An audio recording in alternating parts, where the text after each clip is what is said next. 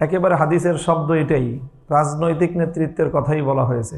আপনারা এখানে প্রায় সকলেই শিক্ষিত জন, আপনারা একটা শব্দ শুনে থাকবেন আরবি ভাষার সিয়াসাত, এই শব্দটা আপনাদের কানে পড়ে থাকবে। সিয়াসাত শব্দের অর্থই রাজনীতি। ওই সিয়াসাত শব্দ মূল ধাতু থেকে নির্গত সায়াসুসু তাসুসু, অর্থাৎ রাজনৈতিক নেতৃত্বটাও দিতেন কারা? নবীগণ। এটাই ছিল আল্লাহর পক্ষ থেকে নির্ধারিত। কুল্লামা হালাকা নাবিয়্যুন খালাফাহু আখার, এক নবী চলে গেলে সাথে সাথে আল্লাহর পক্ষ থেকে রিপ্লেসমেন্ট চলে আসতো, নতুন আরেকজন নবী হতেন।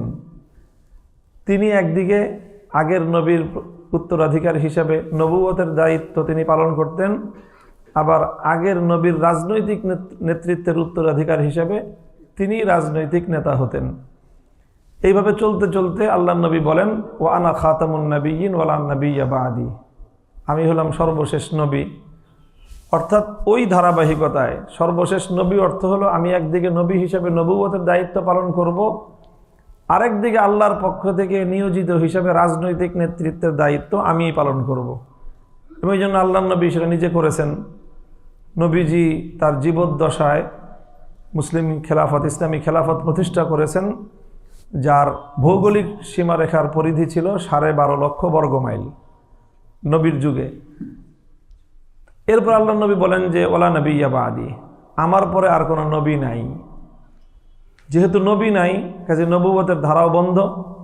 নবুয়তের ধারা বন্ধ হওয়ার কারণে অটোমেটিকভাবেই রাজনৈতিক নেতৃত্ব নির্ধারণের যে আল্লাহর পক্ষ থেকে নির্ধারিত যে ব্যক্তি, তিনি তো আর নাই। তাহলে এরপরে দুইটা শূন্যতা সৃষ্টি হলো।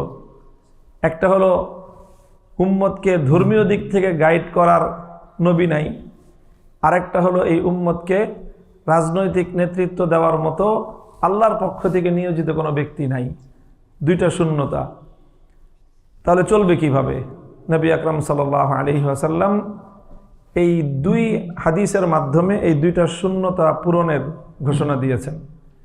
এক হাদিসে আল্লাহ নবী বলেছেন, আল উলামা ওয়ারাসাতুল আম্বিয়া ওয়া ইন্নাল আম্বিয়া লাম ইউয়ারিসু দিনার ওয়ালা দিরহামা ইন্নামা ওয়ারাসুল ইলম। নবুয়তের ধর্মীয় নেতৃত্বের যে জায়গাটা, সেটা আদায় করবেন আলেম সমাজ, যাদের কাছে আসমানি ওয়াহির ইলম থাকবে। তারা নবুয়তের উত্তরাধিকারটা বহন করবে এবং কিয়ামত পর্যন্ত উম্মতকে তারা সেই নির্দেশনা দিবে। রাজনৈতিক নেতৃত্বটা কোথায় যাবে?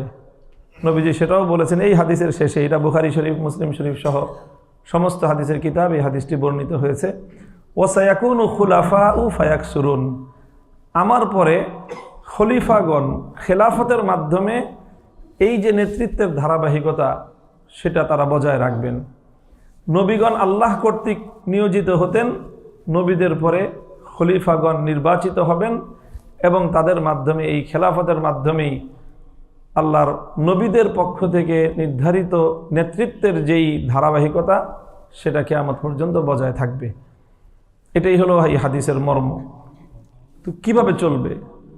রসুল সাল্লাল্লাহু আলাইহি ওয়াসাল্লাম, রসুল সাল্লাল্লাহু আলাইহি ওয়াসাল্লাম ইন্তেকালের পরে খেলাফত চলেছে এবং সেই খেলাফত সর্বোচ্চ মানের চলেছে হলো 30 বছর।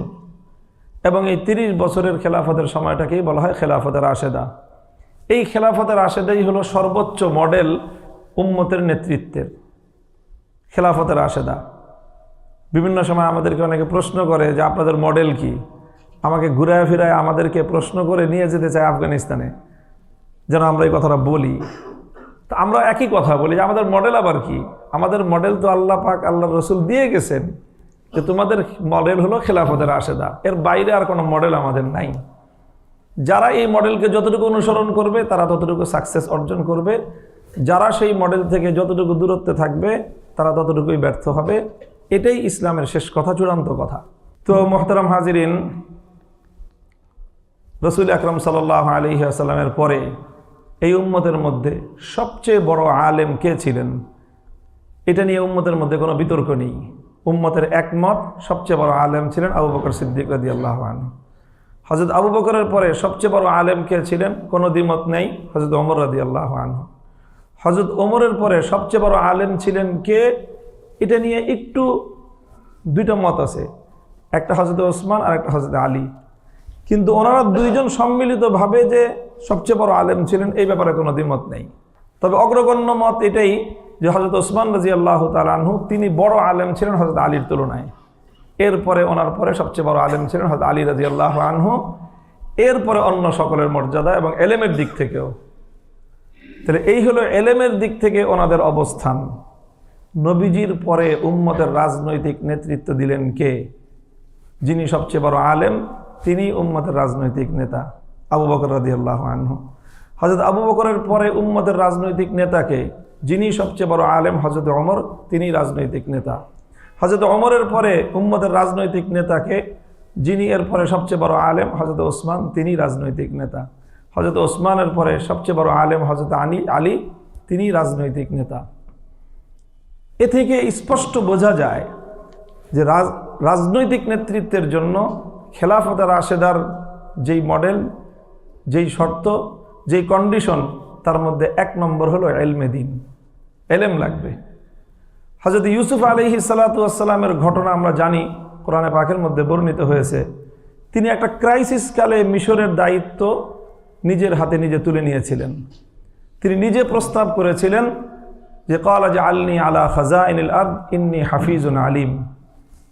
তিনি মিশরের বাদশার কাছে বলেছিলেন কারাগার থেকে মুক্তির পরে, ইজআলনি আলা খাযাইনিল আরদ, মহামান্য বাদশাহ আপনি আমাকে এই মিশরের খাদ্য ভাণ্ডারের দায়িত্ব দেন, আমাকে এটা দেন। আপনি কেন দিবেন? তিনি নিজের কোয়ালিটি সম্পর্কে দুইটা কোয়ালিটির এক্সপ্লেন করলেন। প্রথম, ইন্নী হাফিজুন, আমি আমানতদার, কোনো খেয়ানত আমার দ্বারা হবে না, একটা পয়সা একটা দানার খেয়ানত অপব্যবহার মিসইউজ আমার দ্বারা হবে না ইনশাআল্লাহ। এটা ওনার প্রথম। আলিমুন, শুধু আমানতদারি নীতি নৈতিকতা থাকলেই হয় না, আলিম, আমি এই ব্যাপারে যথেষ্ট জ্ঞানের অধিকারী। অর্থাৎ নেতৃত্বের জন্য দুটো বৈশিষ্ট্য অপরিহার্য। একটা হলো যোগ্যতা থাকতে হবে, যেই কাজ আপনি তাকে দিবেন সেই কাজ সুচারুরূপে আঞ্জাম দেওয়ার যোগ্যতা থাকতে হবে। যোগ্যতা থাকলেই হবে না, তার মধ্যে আমানতদারিও থাকতে হবে।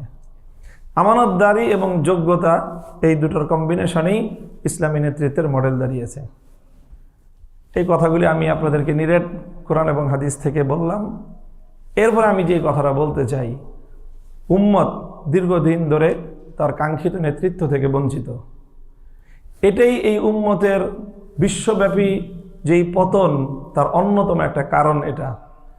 এই উম্মতকে এটা ওভারকাম করতে হবে এবং উম্মত সেই ওভারকাম করার পথে আলহামদুলিল্লাহ ইতিমধ্যে সেই ওভারকাম করার মুক্তির যে রাজপথ, সেই রাজপথে উম্মতের যাত্রা শুরু হয়ে গেছে আলহামদুলিল্লাহ।